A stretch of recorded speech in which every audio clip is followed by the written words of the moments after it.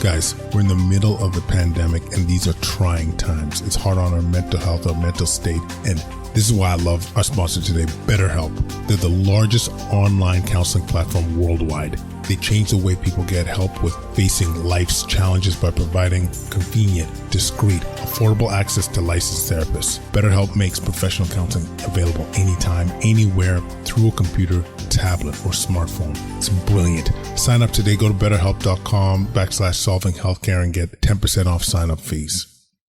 COVID has affected us all, and with all the negativity surrounding it, it's often hard to find the positive. One of the blessings it has given us is the opportunity to build an avenue for creating change, starting right here in our community. Discussing topics that affect us most, such as racism in healthcare, maintaining a positive mindset, creating change, the importance of advocacy, and the many lessons we have all learned from COVID. If you or your organization are interested in speaking engagements, send a message to quadcast99@gmail.com, reach out on Facebook at Quadcast, or online at drkwadwo.ca. Welcome to Solving Healthcare. I'm Kwadwo Kyeremanteng. I'm an ICU and palliative care physician here in Ottawa and the founder of Resource Optimization Network. We are on a mission to transform healthcare in Canada. I'm going to talk with physicians, nurses, administrators, patients and their families because inefficiencies, overwork, and overcrowding affects us all. I believe it's time for a better healthcare system that's more cost-effective, dignified, and just for everyone involved. Quadcast Nation, welcome back. We have a very exciting episode with Dr. Chris Raynor, and we jump into several things. This man has blown up YouTube in terms of educating the public with orthopedic concerns and other medical issues. And what I like about Chris is his willingness to think outside the box and to provide education in a way that is entertaining and extremely informative. And, you know, what we bond on is how it's outside the box thinking, not conventional within medicine, and how big of a reach you can have by, you know, educating through social media and having your own network, such as his YouTube channel, which literally has over 130,000 subscribers. And, real proud of him. We also talk about his amazing clinic, Human 2.0, where you have physio, massage, you get access to your orthopedic surgeon all in one place, workout facility. I got to spend some time there, which was incredible. And then we jump into what it's been like going through the ranks as Black physicians. And, you know, we've done several episodes on systemic racism in healthcare. But, you know, Chris and I have gone through it in the same hospital. He's from Ottawa, and hearing his struggles and so forth. It was a great time to kind of connect and talk about these things. So, but before getting into it, I got to tell you about Solving Wellness. Almost 250 members now, y'all.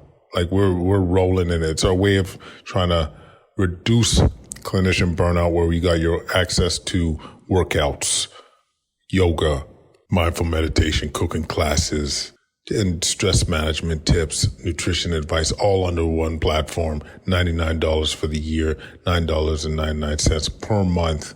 First month is free. Go to solvingwellness.com and check it out. Anyway, without further ado, let's jump on it. Dr. Chris Raynor. Quadcast Nation, I got my brother on the podcast. Brother from another mother, Dr. Chris Raynor. We got orthopedic surgeon, YouTuber, business owner, and like boogie changer, my friend. Welcome to the Quadcast. Thanks, man. Thanks for having me. I appreciate you, having me on and giving me an opportunity to chat and, shoot the shit. Yeah, shoot the shit is right. Listen, like, I can't believe how entertaining your YouTube channel is. It was one of those things where Emma Bessonette was one of the instructors that's helped us out on Solving Wellness.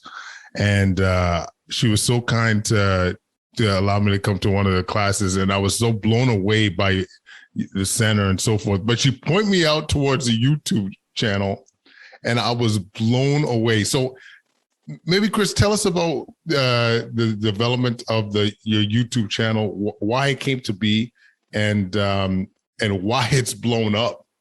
Okay. So it's a little bit of a convoluted story. I'll try to keep it relatively short. So two of my sons were social media personalities. Okay. So one has a formal education in theater, and the other one was involved in theater in high school and university, although he had an undergraduate in different degrees. Anyway, at one point they were doing filming and they were putting it on YouTube. So this was maybe like 10 years ago, and a bunch of their friends were doing the same thing. So they would film stuff, put it up on YouTube, and they called themselves A Little Bit of Everything because there were kids of every color, right?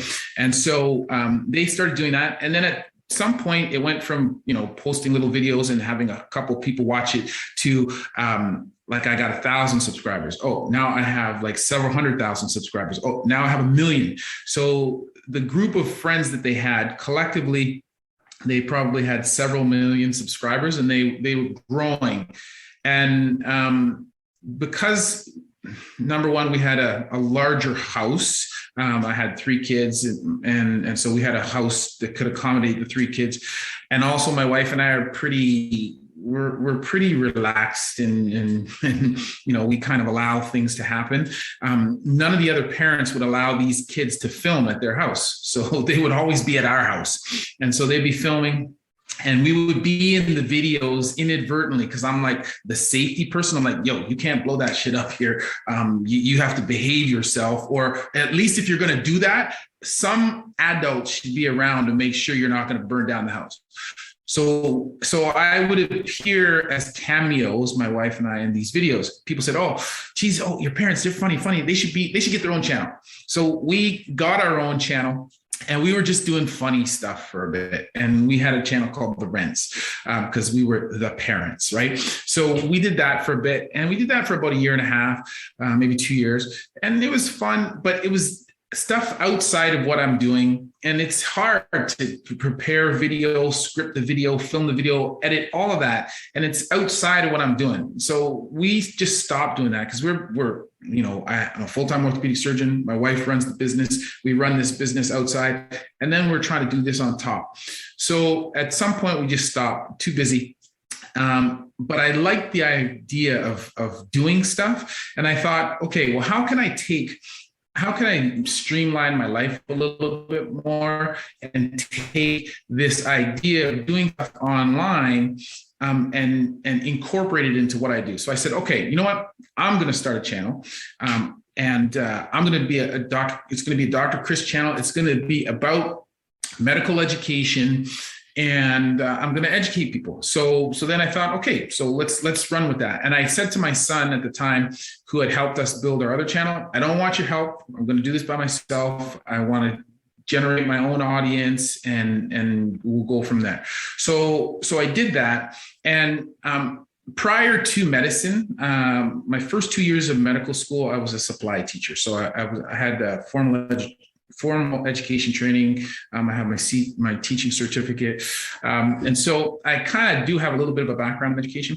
And I thought, okay, I'm going to teach people. But one of the things that I quickly learned on YouTube is that, like, doing stuff the way that we're used to education, that doesn't fly. Like it may work for us because we pay $20,000 to go sit in the classroom to go learn so we can become a physician. So we're motivated because like we spent that money, so we're gonna listen, right? But people on the internet, it's all free. They can click on, click off. It doesn't work. So what I quickly discovered after starting my channel is that I couldn't do this kind of didactic stuff. That's not going to fly. So what I have to do is there's a guy on social media. His name is Patrick Bet David. And this guy he's coined a term called edutainment. And what it is that he entertains people, and when they're not looking, he sprinkles in a little bit of education, right? And his main goal is to educate people, but he's realized I cannot do it the same way you do it in the classroom. I can't give people the same, people's attention spans are so short. You can't give them that same type or same quantity of information, right? When you think about how much information we would give to somebody in a medical school lecture, right? And what that would equate to in the, just read these 60 pages for next class, right? You can't do that. So you have to give small little bite-sized pieces, and you have to do it in a way that's entertaining and it's associated with something that's important to them. So this is what I started to learn how to do. And so I would say I'm going into my third year, and I'm learning now. I would say I'm just getting the hang of it, about how to balance the entertainment with the education. And it's just starting to pick up. Like up until now, it's been a learning experience the whole time, trying to figure out what to do, how much to do. But that's sort of how Dr. Chris came about. And it's just starting to pick up. And then I've been fortunate enough to have a couple of people that I've collaborated with that are bigger than me that have helped. And then I've also, recently I was on CBC they asked me a question about something and little things like that are starting to come up. And those things are helping to grow and give me some momentum. I love it. And it's like you said, you got to adapt to your audience, yo. Like you said, we paid $20K a year, whatever, to get educated on our craft. And yeah, when they throw down knowledge, you're forced to sit down and take it. But if we really want to reach more people, we gotta ask ourselves, what's the best way to do it? And this is what I love so much about Dr. Chris' channel, because as you said, there's that level of entertainment where you are hooked to the screen. Like I'm telling you, I watched like 4 back to back. It was like 11 o'clock at night. And I was just like, I'm laughing. My wife's like, what's so funny? And I was just, you guys got to say, well, obviously I have links to the show and the show notes, but just your reactions too. So one of my favorite was like, don't take this the wrong way, but they were showing somebody back neck. I think they were adjusting a baby's neck, or was it just the back? Yeah. No, they were adjusting the back. Yeah. Okay. Yeah. But either way, it was very uncomfortable to watch. Yes. And just the reactions, the commentary, and clarifying why this is not necessary and why this is essentially wrong without not, and as you said, not putting chiropractors under the bus. It was just, I'm not a big fan of adjusting babies, but holy cow. So yeah, I really want to commend you for the approach. And I think honestly, a lot of our colleagues, if might sound crazy to say this, but could learn from this. Do you know what I mean? Because once again, we're trying, depending on what your content is, but we want to be able to engage as many people, inform as many people as possible, so that they could be either better clinicians or even the public can make better decisions for themselves. Yes. Well, so here's the thing, right? Like if you look at the orthopedic community in Ottawa, there's like 50 orthopedic surgeons, maybe 60 orthopedic surgeons. And they look at me like I'm kind of strange, right? Like I'm doing this weird thing. They're like, why are you doing that, man? Why don't you just focus on orthopedic stuff? And don't get me wrong, man, I want to be a good orthopedic surgeon. I want to be known for my skills with my hands, right? Because that's my craft. That's what I do. But here's the thing. And we talked a little bit about this before. I have an interest in education, and when I first came out, there was no orthopedic jobs. I was helping out, doing some surgical assist, but really I was functioning at TOH for 2 years as like the chief right? Even though there was an orthopedic chief, I was like the chief or the fellow, because the staff guy is like, oh my God, I got a fully trained orthopedic surgeon here who's already done his fellowship. I don't need to be in the room. I don't need to be around. I don't need to do anything. So you just take care of it. That's like the case. That's me working with the residents. That's me working with the fellows. It's like, yeah, you just take care of it and I'll pop my head in, whatever. And so I enjoy that education. But as you know, in order to be involved with education, for the most part, in the medical setting, you need to be an academic, right? And so you need to have an academic posting. So I have the lowest posting of the barrel, right? I'm community hospital. Because I'm not big into research, I cannot get into the academic center, but I still have this love of education. So if I want to educate people, I had to figure out some other way to be able to do it. And one thing I said to my colleagues, I gave a talk at the Ontario Orthopedic Association annual meeting because they had me come and do a talk about social media. And I said to them, here we are at this conference, and there's maybe 1,000 surgeons. So I'm going to give a talk, or my colleague will give a talk, and he'll speak to you 1,000 surgeons. So that's 1,000.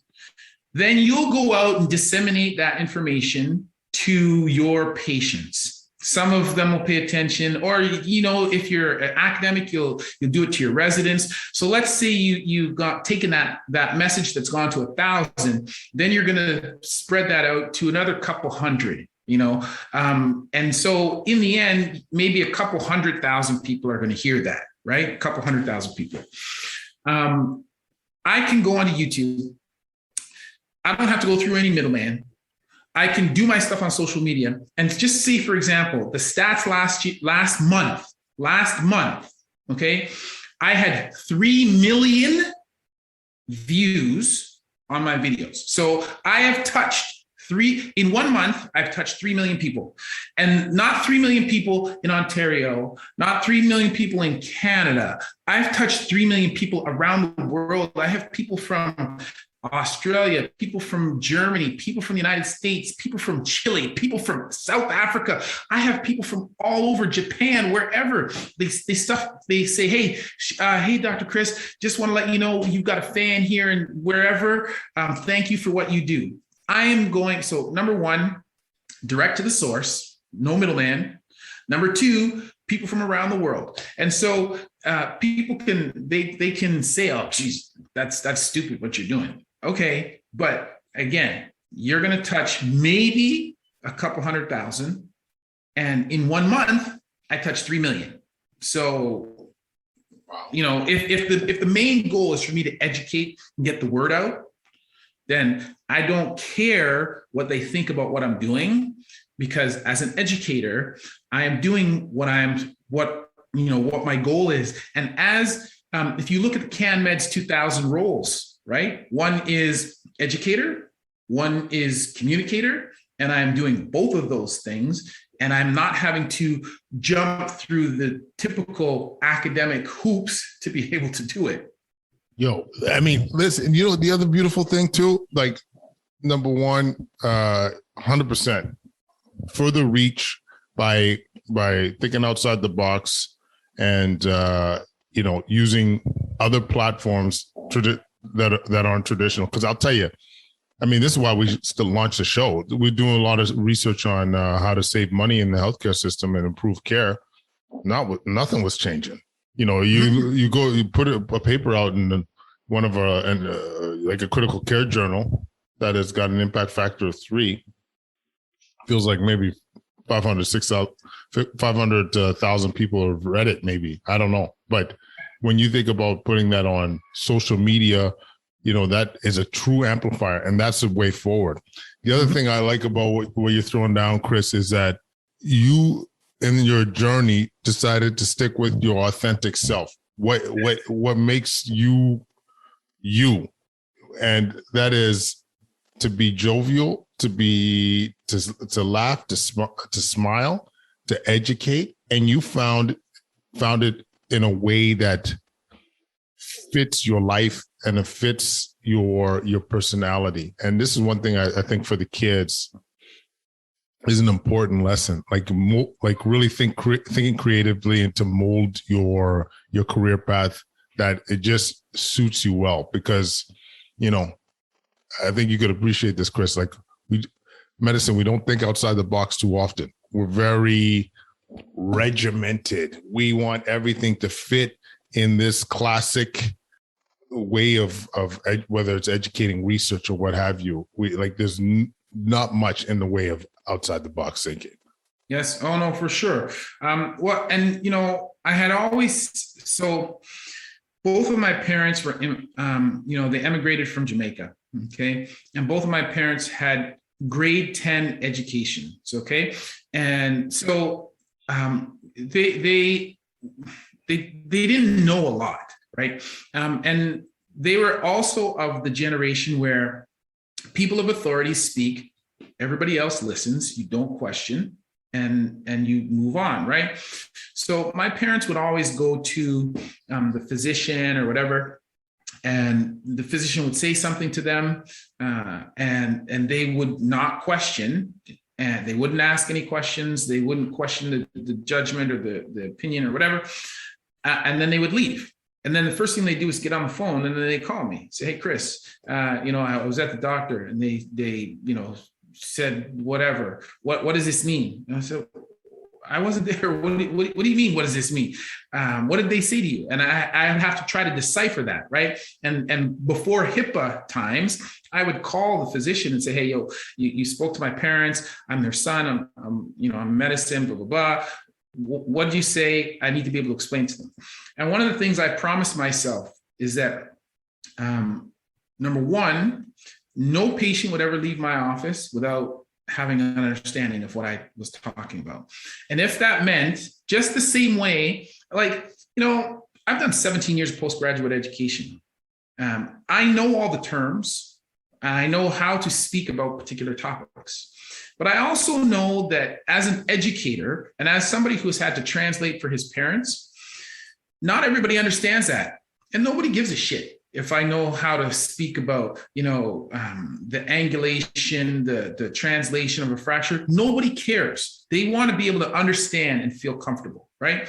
So if that means I have to bring something down to whatever level is required for them to understand, then so be it. I have to do that. So part of that is, you know, a desire to make sure that people feel comfortable, and in that, I need to speak in a way that they feel comfortable with. And also, nobody likes this, and nobody feels comfortable with the whole kind of like regimented, the whole thing about medicine, right? As you said, we are very regimented. We have systems in place, which are very great when stuff is going sideways, right? But that is not, it's very cold, it's very clinical. And that's not something that people can resonate with when they're in a time of need, when they are like at their worst, man, when they're, you know, when they're dying or when something of major importance is happening. So I also decided, number one, I was going to try and make it so that everybody could understand. But number two, I'm just going to try and not take things so seriously. And it's not to say that I don't take medicine seriously or that I don't take life-threatening situations seriously. I do. But I think that some sense of levity is important to help as a tool to help people feel comfortable, right? And so, you know, people sometimes say in my videos, "Oh, you why are you so outlandish? Why do you behave this way? Blah, blah, blah. You're putting on a show." Man, what you see is what you get. Anybody who knows me knows that this is like, I am, I said to you before, like I'm a gym rat. I'm a football player, gym rat, hanging out with the boys. That's me. Right? I happen to have 17 years of education, and I'm also an orthopedic surgeon, but primarily I'm the other guy. So like when I'm chilling with my friends or whatever, I'm chilling at home. That's me. That like I'm what you see. I actually, it's funny. because I told you my one son has, he is a trained thespian. Okay. So he has a theater degree. He is a professional actor. And he edits some of my stuff and he reviews some of my stuff. He's like, Dad, man, like, why are you so out there? Like, relax, man. Sometimes you need to just use, you need to speak quietly and do all these kinds of these actual acting techniques. And he says, you could convey so much meaning by doing all these things. I got to turn it down sometimes on my videos, right? Because it's like, I'm just that guy. And as a child, ADHD, and I was medicated at one point because I don't have two speeds. I have one speed, and it's 100%. It's 100 miles an hour all the time, right? Go. That's it, right? So, and I think people, if I'm not trying to be something that I'm not, people on YouTube, they may not necessarily have all the education, but people are smart and they can smell out, they can ferret out authenticity, right? So it's like, I'm just going to be myself. Exactly. And it's like years of doing this at the bedside, people want someone that's relatable. They want to be able to just be like, you know what? I could talk to this doctor. I could spend time with them. I could understand what he is or she is saying. I could be open enough to ask a question that I'm, like your parents, like there's going to be a level of, intimidation where even if they did have a question, what was the likelihood that they were going to ask it? You know what I mean? Like depending on if they felt like it was going to be a stupid question or what have you, even though it's not a stupid question. So I don't know, like to me, in my opinion, everybody wins when you have somebody that you can look at that's taking care of your loved one, that you could relate to, that you have that's relatable. So yeah, I and I think, and also it's just for the clinician, it's better for, like, we all talk about burnout and self-care and all this kind of stuff. For me, part of being like reducing burnout is to be yourself, to be able to like not have to put on a show. Speaking of which, actually, this might be a natural transition into like, you and I are one of the few brothers in physicians in our city. And actually, now that I think about it, people would always think I was you back in the day. They're like, I would walk into emergent and be like, ortho, you ortho? I'm like, motherfucker, there's like how many of us, like you've seen me treat these internal medicine patients, okay? Like, stop calling me ortho, please. Take just a deeper look. Take the time, look at the badge.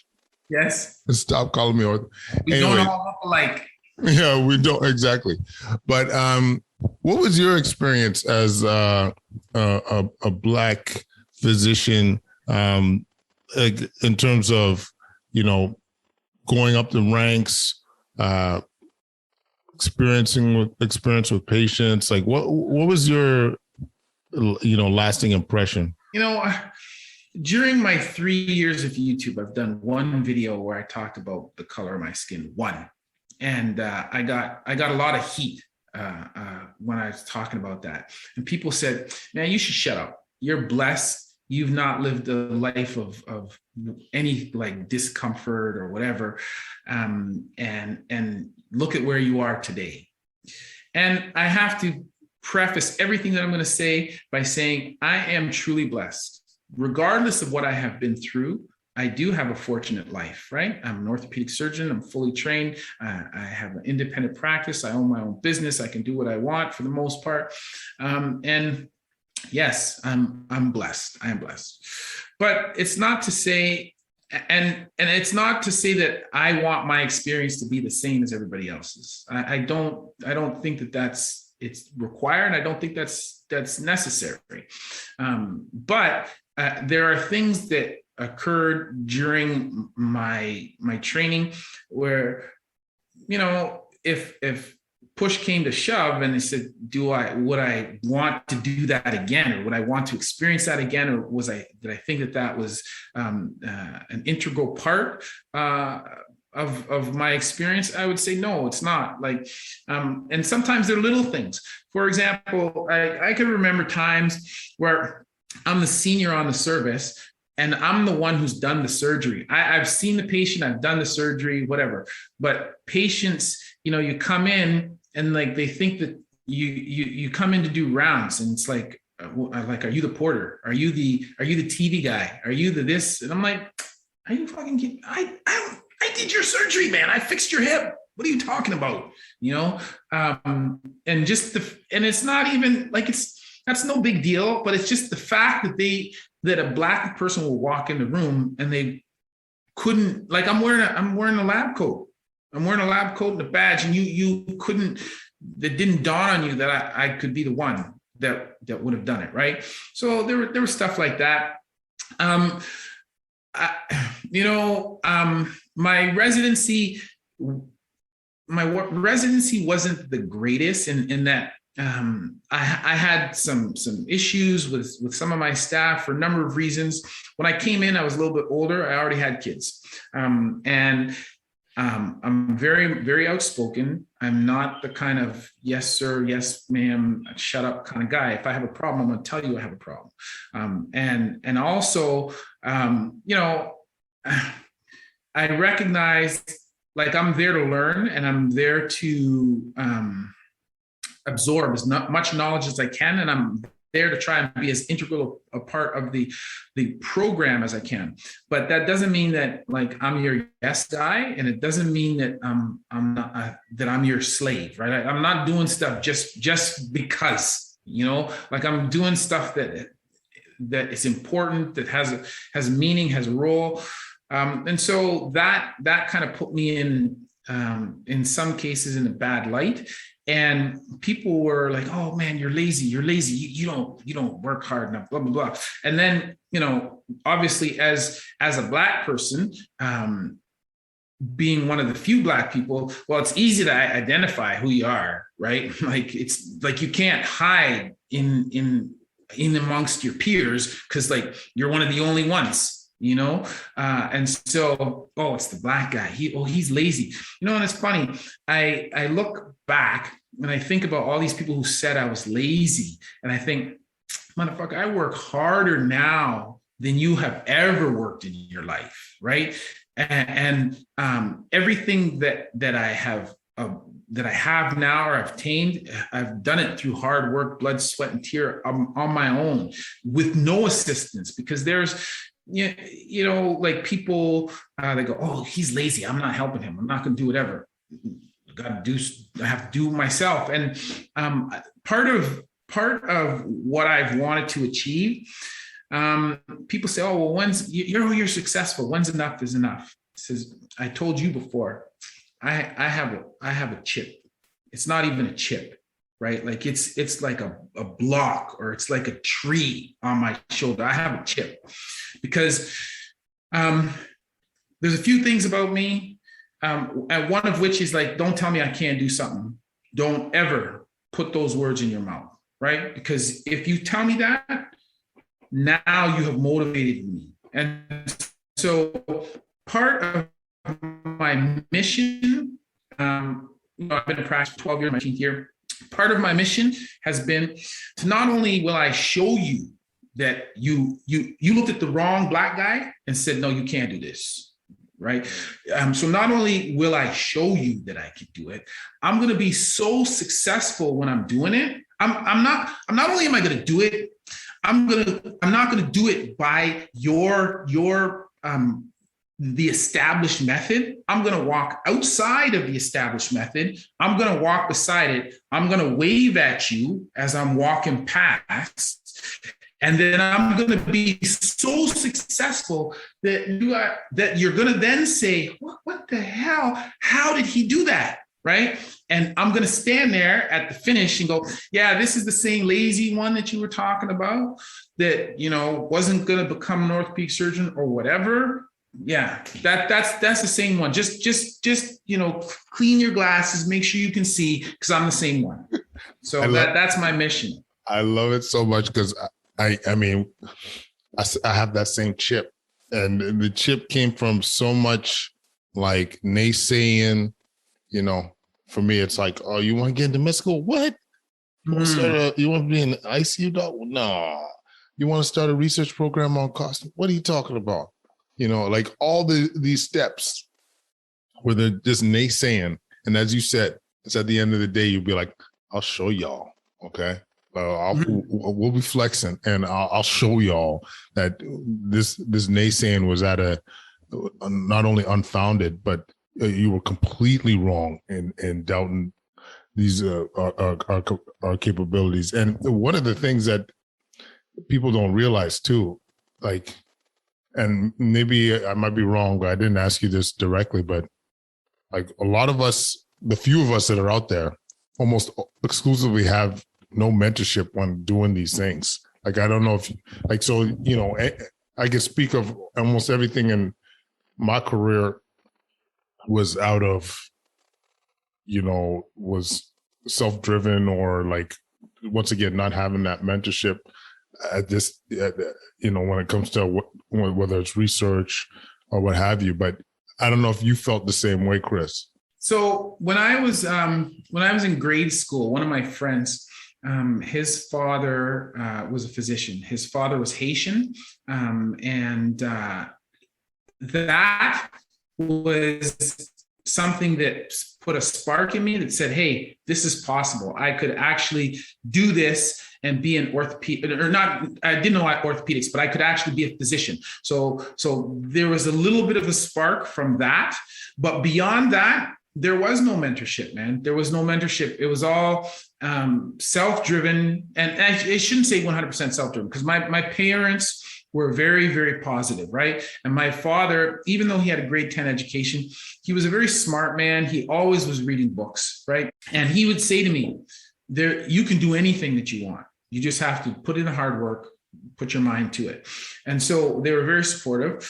But outside of that, he was pushing me, but he wasn't necessarily a mentor in terms of medicine. In terms of medicine, any of that, none of it was. I had no mentors, right? It was like, I had lots of naysayers, right? Lots of people saying, oh, you can't do that. You're not going to be able to do that. Oh, whatever. But in terms of mentors, none. So I basically had to just intrinsic, it's funny, we talk about intrinsic motivation, man. You just have to kind of find some fire inside sometimes and say, yeah, no, you can do it. And it was, I'm not going to lie, man, it was hard. There was one point I had to take a medical leave of absence in the middle of residency because I was depressed, right? Because coming in, I remember immediately prior to that, right? So this was partway through my third year, and just coming in every day. And I don't care whether this is old school or the way that they learn or whatever, but having people tell you every day, man, you're not going to be able to do it. You're not going to be able to cut it. Like at some point, sometimes that plays with your mind, right? And I remember it didn't, like, I would come into the hospital so early because I wanted to be there before everybody. And I would come in the back door of the hospital, right? Because I didn't want anybody to see me coming. I wanted to just be there so that I could be early enough to make sure everything was done so that nobody could question anything. And then I would leave out the back door, like after everybody else was gone. And I remember doing this and just every day, and people going, man, you don't work hard. You don't work hard enough. You're not doing enough. You can't be successful. And just, even though I had this thing inside saying, yeah, man, you can do it. You can do it. At one point, I almost kind of broke, right? I had to take a little bit of I remember going into the wellness officer at that time, a lady named Monique Bohm. I talk to Monique regularly. Yes, so that was my girl, man. And I remember going in one day, and she said to me, number one, you're not leaving this office. Number 2, you're taking a leave of absence. Number 3, you're going straight from here to the psychiatrist because you need to talk to somebody.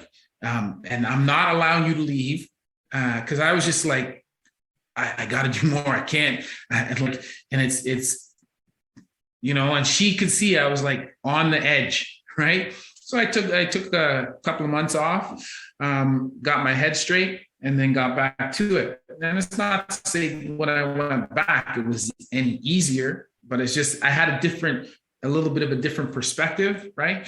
So, it was just, that was not a fun part, not fun time in my life. No, and absolutely. And sorry that you had to go through all that, Chris, but you hear a lot of this I hear this regularly from a lot of Black physicians, unfortunately. Like when we have a Black mentorship program, and we've been blessed to have some established docs speak to us. And your story, unfortunately, is quite common. Like these preconceived perceptions on how the Black physician is going to be or is, the common thread of being lazy, not working hard enough, despite hearing stories of them hustling, them, producing academic output, just stepping up in every way they can.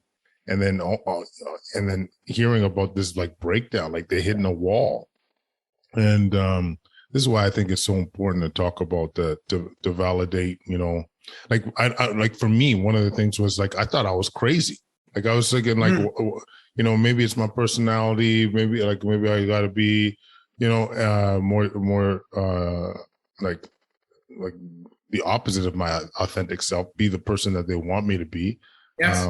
But it just, that ruins you. It just, so yeah, I commend you. Thanks for being honest about that. And, but I honestly, this is such a common thread among, Black future docs or current docs. Yeah. Well, one thing I've often said, I'm not looking to be a role model for people because I don't know that's what I am. But what I want to be, like, as I said, I had one.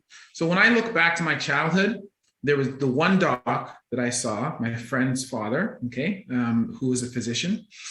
And I saw one Black teacher at my high school. Okay. Those were the only 2 Black professionals that I ever encountered during my pre-university years. Okay. And in university, there weren't that many more, right? I don't necessarily want to be a role model, but what I do want to be able to do, when Black people turn on the TV, or when they look at stuff on the internet, they see professional athletes, musicians, right? Entertainers. That's what they see. Those are the roles that have been carved out for Black people. Okay. Fuck that shit. Okay. I don't have any problem against that. I wanted to be a professional football player, right? Drafted in the CFL. That's what I wanted to do. But that was part 1. Part 2 was always that I still wanted to be a physician, right? And I wanted to try and be able to do both. But I want to see, listen, man, when you look out there, I don't want them to think about, here's the whole breadth of career opportunities, but you're Black, so you can only consider these ones over here. I don't want that.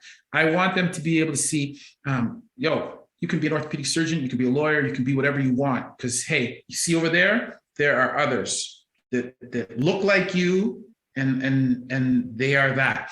And the other reason why it's important for me to be authentic and be my normal self is because I want people to understand you don't need to do what you were thinking of and what I was thinking of. I got to sell out. I got to be this guy like this in the lab coat, and I have to speak in a particular manner of just so that people. This is the only professional way to speak all the time. Let's get a bolus of Lasix at this time. Miss me with that shit. You know what? I can be an educated person, and I can know what I know, and be able to do what I do and still be able to just be comfortable, just be myself. And I don't have to be, listen, like I grew up in a blue collar family, right? Working class family. I grew up on the poor side of town, and I had to work for everything. And I don't have to be ashamed of my past just because I'm an orthopedic surgeon, because I make money now. And because I'm educated, somehow I have to be ashamed of that. That if I have to be ashamed of that, that means I have to be ashamed of my parents. And there's no fucking way I'm gonna be ashamed of my parents, man. My parents, as I said, factory workers, man. My parents worked their asses off to provide for us. And there is no way that I would ever be ashamed of that. And if that means that I gotta behave the way I behave or whatever, I'm cool with that. Right, I am 100% cool with that, and I don't think I have to leave that behind because I have 4 university degrees. Like that. You know what? It's funny. I have these degrees. They're still in tubes. They're not. Actually. Yeah, they're I've not. never taken them out. I've never taken them out. Framed, they're not on my wall. And you know, sometimes people say, "Are you ashamed of those?" No, I'm not ashamed. But it's like piece of paper, man. Piece of paper, right? Like, what's the big deal, right? It's like whatever. That's maybe funny. One day I'll put them up, but it's not that day. It's funny. I mean, yeah, I've never put mine up either, and I don't know what has prevented me from doing it. I don't know. It just feels kind of like, oh, look at this. Oh, I got my degree. Like it feels like I'm showing off a bit. I don't know. Maybe. Oh, yeah, and it may be that. You know what I mean? Like I don't need to. It is a little bit. It's a little bit pretentious. You know what I mean? Yeah. Yeah. No. No. I hear you. I hear you. Wow. I love what you're saying though. Is like, you know, being true to who you are, where you come from. Don't be ashamed of shit. Like, just being you, being Dr. Chris. Speaking of which, we can't get off this call and not talk about Human 2.0, because this was, when I walked in that building, I was just like, yes, son. This is what it's all about. So maybe talk, Chris, about what inspired it, how it came to be, because I was absolutely blown away. Sure. So Human 2.0, this is our 6th year or something like that. Remember, we're going into our 7th year. And it came partway through my practice. And when I think about how I was trained, so as an orthopedic surgeon, the way that I was trained was like, I'm a surgeon, I'm going to assess the problem. I'm going to come up with the surgical solution, if there is one. And then after that, I'm going to send the patient off to physiotherapy. So physiotherapy is this separate silo over here. And the physiotherapy, those are professionals who have been taught on how to do the rehabilitation for X number of procedures, right? And so I will trust that they know what they're doing, and I'm going to hand over to them. But when you think about orthopedic surgery, I always tell patients that what I do is probably only about 10% of the solution, right? The actual procedure that I do is only about 10%, because the rest comes from physiotherapy, what they're doing in rehabilitation, what they're doing for their rehabilitation. And so, you know, I was taught to do my surgery, and then I send the patient ACL reconstruction, physio, please, and send them. That goes on the requisition, send them out, right? No more information than that. So when I first started practicing, I would do that. And then I'd come back and, you know, some people would do fine. Some people who are very intrinsically motivated, they would do fine. But some people would not. And I'd be like, oh, okay, well, what are you doing? Are you going to physiotherapy? Yeah. Well, what are they doing? And then they tell me. And I'm like, geez, that doesn't seem to work. And after repeating that a few times over, you know, a couple months or years, then I'm like, geez, this is no good. So then I said, okay, I got to be more specific. So instead of writing ACL reconstruction after physio, I started looking up various rehabilitation protocols. And then I would say, okay, look, I would write ACL reconstruction, you need this, you need active physiotherapy, no modalities, no machines, and use this protocol. And I would hand that to people. And I'm thinking, okay, you can't screw this up now, right? Because like you got the whole recipe. And so I would, and I monitor how those people were doing. So I found that my results were marginally better. But still, there would be some people that fall through the crack and didn't seem to be doing that well. I would ask them, what's going on? What are you doing? And they said, are you doing physio? Yes. Are they following the protocol? Well, sort of. And what are they doing? And they say, oh, well, they do X, Y, and Z. And then I'd say, no, that's not good enough. And so I found that I would be, instead of writing a requisition, I'd end up writing an essay every time as the requisition. I'm like, well, why am I doing this? And I would complain. And I remember my wife saying to me one time, man, why do you keep complaining? Why don't you do something about it? Right. And then challenge on, challenge accepted. And I figured, at that point, like either you can be part of the problem or you can be part of the solution. And me belly aching and complaining, I'm just part of the problem because I'm not doing anything about it. So I thought, okay, I guess I got to show these peeps how it's done. Right. And I'm not a physio, but I have a sense like, I was an athlete at a professional level. I was after I finished football, I was a personal trainer and fitness instructor for 10 years. And then I was an orthopedic surgeon and a sports medicine specialist. So because of all of those things, I think I have a bit of a unique perspective on it. And I thought, okay, well, yeah, I know how to train people. So, why don't I show them, how to put together training, physio, surgery, assessment, rehabilitation, put all those things together and show them how it's done.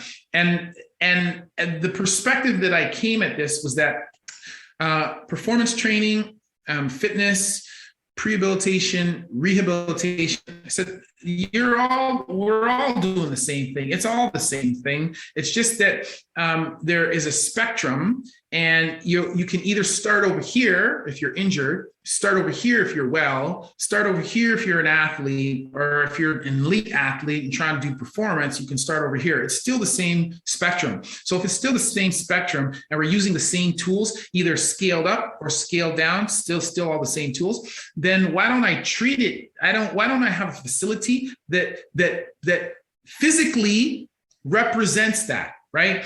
So I have a continuum of care, and I have a facility that is built around that continuum of care. And so when we went and purchased that spot or leased that spot, it was just a box, right? And I said to the architect, there's a few things. I said, number one, this place needs to be mostly gym because that's what I think is important. And I want people to understand when they come in here that it's a gym. And I told you I'm a gym rat, so I love being in the gym, but I don't want it to be a dungeon. I said, it's got to be upscale because I'm an orthopedic surgeon, and I don't want patients coming into a dungeon, right? I'm comfortable with that, but they're not comfortable with that. So it needs to be upscale, look nice, but people should walk into here and understand that this is a place of work, where work happens, right? And so that's why it's all glass. As soon as you come in, you can see the gym, you can see the weights, you can see everything. Then I said to her, the flow between rehabilitation space, movement space, work space, I said, should be seamless. I said, there should be no walls. Right? It should be all flow together so that people who are rehabbing can see people who are doing fitness, and they can see the people who are doing training. And then the people who are training can see the people who are doing fitness, and they can see the people who are rehabbing, so that there is this implicit message. All of these things are the same. They are all together. And just because today you are over here doesn't mean that tomorrow you won't be over there. But it's still all part of the same thing. We're all part of the same family. We all work together. So, and it's very seamless. So physically, the space states what I'm telling people, right? Explicitly. And then because the spaces are open, they see that the physician is there, the trainer is there, the physio is there, the massage therapist, we're all there together and we're speaking with one another. So, in the past, if a physio wanted to ask me a question about a patient, they would have to write me a letter or send me an email or give me a phone call or whatever. And then at some point when I get to it, I'm going to get back to them. And it could have been a simple question, right? But that patient is left for a week or 10 days not knowing the answer, because that's how long it took for all of that interchange to occur. Whereas in our place, man, I'm sitting down writing notes, or I'm seeing a patient, and my physio Jethro or Spencer or whoever, they come and they say, "Hey, Chris, can I grab your ear for a second?" Yeah, no problem. I walk into the gym and they say, "Oh, I know this person isn't your patient, but I have a question about this. They had this surgery. This is what's showing. What do you think?" "Oh yeah, no problem. That's X, Y, or Z. Carry on." Right? Or, it's ABC, they should speak to their surgeon. And that took 30 seconds. Instead of 10 days, it took 30 seconds, right? And the patient sees, they see the seamless continuum. They get the answer that they need quickly. They learn, even though we've not said it, they learn that it's not different silos, we're all working together, right? For the collective goal of making them better. And so they get to see all of that. So that's sort of how it came about. And again, that's another reason why my colleagues look at me like I'm crazy, because, in the end, I've spent about $1 million, building that place and making it run over the years. And I needed that money, I needed to spend that money like I needed a hole in my head. Like I could have bought a cottage. I could have been, doing all these things with my money and spending less time. I would have had more time to do way more other things. But again, this came from personal responsibility in that I'm either part of the problem or I'm part of the solution. And me complaining means I'm part of the problem. And if my parents, the way that I was taught is that you do the jobs that need to get done, right? You don't ask, there's no questions about, whose job is it? If something needs to get done, you do it. And so that's the way I look at that. And that just reminded me of I remember I had a little story. One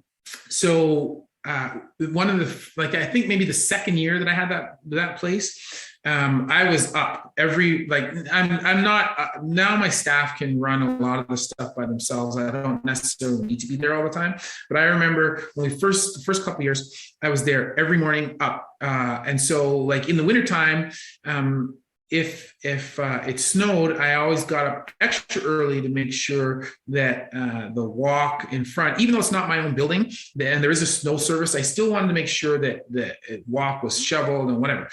So I would always be in early, and I would stop by on my way home from work if I was at the hospital, so that I could make sure that everything was running smoothly. And so I remember one day we had a team in there that was training, and in the wintertime when we have teams, there's lots of people. They're tracking in snow. It's messy, right? And so I always after the staff to make sure that the floor is mopped, because the floor at the front is polished concrete. Make sure the floor is mopped, blah, blah, blah. So I came in one day, and there was a team in there, and the floor was terrible, right?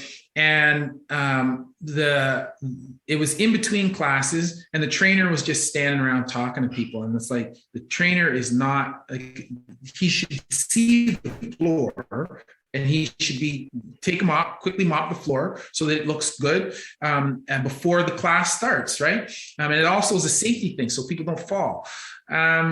So anyway, he's just chatting with people, not doing it. So I remember now I'm fully trained surgeon, right? And I went and got the mop, and I'm mopping the floor.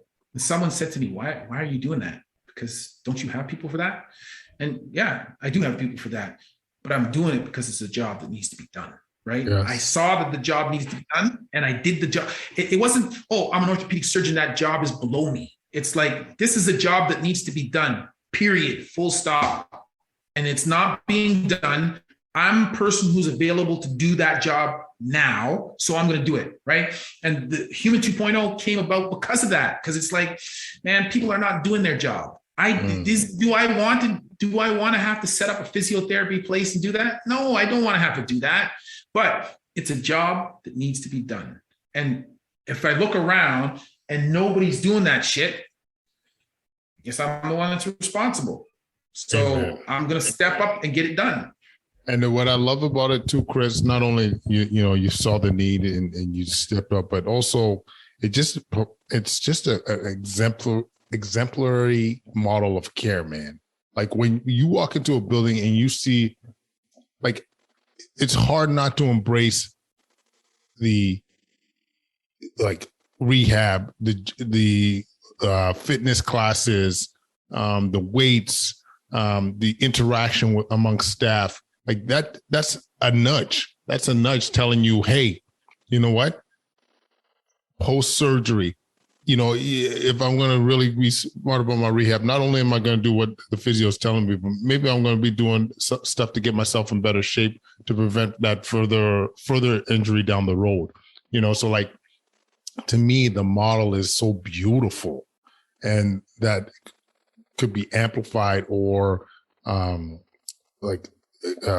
almost like more companies or more groups could be doing the same thing. Like before you know it, Human 2.0 is going to be an ultra franchise taking over the globe. You know what I'm saying? But I don't know if that's the plan, but certainly I do want to, I do want this to be bigger, and I want it to be, people. There's a certain people have a certain association when they hear like Nike or when they hear like whatever, Lululemon, Under Armour. They hear these brands, people just know, they know what they're getting, right? And I want, in terms of musculoskeletal care, I want people to be able to hear Human 2.0 or see the symbol and go, yeah, no, I know, yeah, that's good. I want to have people travel to say, oh, you know what? I could get care locally, but Human 2.0, that's my spot, right? And we have a couple of professional athletes, primarily football, because that's mostly my background, Jethro's background, and we had a number of the Red Blacks that we were training, but we also were starting to get some basketball players as well, and we had a couple Paralympians that trained with us. So we're starting to kind of get out there with respect to recognition amongst the elite athletes. And I think, although that's not our bread and butter, that just helps to give you a little bit more recognition. And I want people to be able to say, oh yeah, Human 2.0, that's the spot. And even now, when we get patients, sometimes we'll always ask them, well, how did you come to hear about us, blah, blah, blah. And it's interesting. So two things that tell me that we're doing the right thing. Number one, I have people that were my mortal enemies when I was in residency, right? And we never saw eye to eye, but yet I have some of those same people referring their patients to us for physiotherapy. So, we may not have seen eye to eye during residency, but at least they can understand how, how effective what we're doing is. So that's number one. And then number two, even amongst the physiotherapy crowd, other businesses, other physiotherapy locations, if they can't figure it out, they're stumped, they've not been able to make progress, then they refer those patients, their problem patients, to us. And it's like they think, okay, I got this guy, it's a problem, gotta get rid of him, right? And I'm like, all right, challenge accepted, bro. Let's show you how it should be fixed. And get these people back to doing whatever, because as far as I'm concerned, that's the best advertisement, right? So somebody who's like, man, I went here, and here, couldn't get fixed, went to Human 2.0, they took care of it, I'm back to doing what I do. I love it. Chris, I got to tell you, this has been a gem of an episode. I really appreciate you taking the time. And two things. Number one, you're going to have to come back. We're going to talk about injury prevention. This is one of the things that as I'm getting older, this is one thing that's like totally on front of mind. So we're going to have to do that. And number two, where can people track you down? So people can track me down. I'm on a whole host of places. So they can track me down on Twitter and on Instagram at Stable Knees, STABLEKNEEZ. And then I'm on TikTok, Dr. Chris Raynor. And then on YouTube, which is my main platform, I have two things. So Dr. Chris Raynor, that's my main education channel. And then I also have Dr. Chris Podcast, where I do this thing and I ask people questions. And so I'm there. If they look up Dr. Chris Raynor Podcast, then they'll find that as well. Amazing, brother. Thank you so much. And I hope your call is a wonderful one, by the way. Oh, hopefully, man. Hopefully. Thank you. And thanks for having me. I greatly appreciate any opportunity to just chat about what I do, man. Love it. Yeah. Tell me that wasn't delicious, Quadcast Nation. Follow us on YouTube, Instagram, Facebook, Twitter at Quadcast. Leave any comments at quadcast99@gmail.com. We'd love to hear from you. Leave that 5-star rating, y'all, whether it's on Apple Podcasts, whether it's on Spotify. Helps with the visibility of the show. Helps us to change that boogie. You know what I mean? Once again, I just want to thank you, all of you guys, and thanks for listening, and we'll connect again real soon. Peace.